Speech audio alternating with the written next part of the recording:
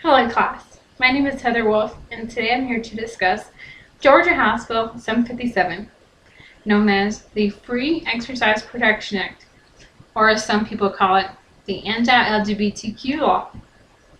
Alright, I'm sure some, if not all of you, have heard about this issue over the past few months. I don't know how you could have missed it, but for those of you that have been living in a rock somewhere, here's the update and backstory on it.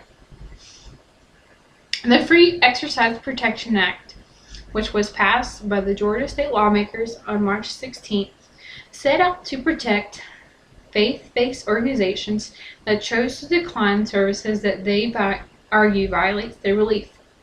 Critics, however, say the bill would lead to anti-gay discrimination and permits unjust discrimination against gays and lesbians. But those who support it call it necessary protection for conservative Christians who don't agree with same-sex marriage. Ultimately, though, on Monday, March 28th this year, Governor Nathan Deal vetoed this bill. But even still, it's divided.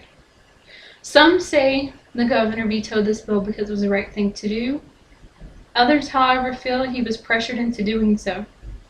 The reason why the right thinks he was pressured into doing so is because companies such as Apple, Intel, Disney, NCAA, and even the NFL, just to name a few, have made some sort of threat or another against Georgia if the state passed a law. If you have not read into the legislation of this law, there are 5 or 6 different laws within this bill.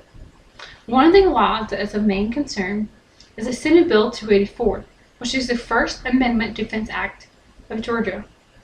This bill would allow people or businesses who believe that marriage is between a man and a woman to not provide a service to anyone who does not align with their beliefs. Now, the Human Rights Campaign envisioned this law as a form of taxpayer-funded discrimination that threatened to create a breakdown of state government's services. The reason why they think this is because they believe that if this law passes, it's just a stepping stone to other discrimination laws, and they could be discriminated against for benefits and even employment, which would go against their basic human rights. But it's not just the lesbians and gays who are being discriminated against. Christians are also being discriminated against as well. Many of you may or not know, but a Christian man called up 13 bakeries, which were gay-owned bakeries, to try to get a traditional wedding cake made that said gay marriage is wrong. All 13 bakeries refused to make the wedding cake, and even cursed and used profanity against the Christian man, and even called out his faith. Now, how is it that discrimination against gays and lesbians is wrong, but there's hardly no word about discrimination against Christians?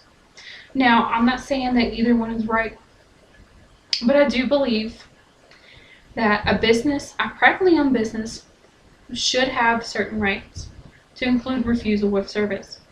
My husband and I went through a similar situation in which we were refused service. My husband went to a jeweler to get my engagement ring made. The jeweler, however, refused our service because I was not Jewish.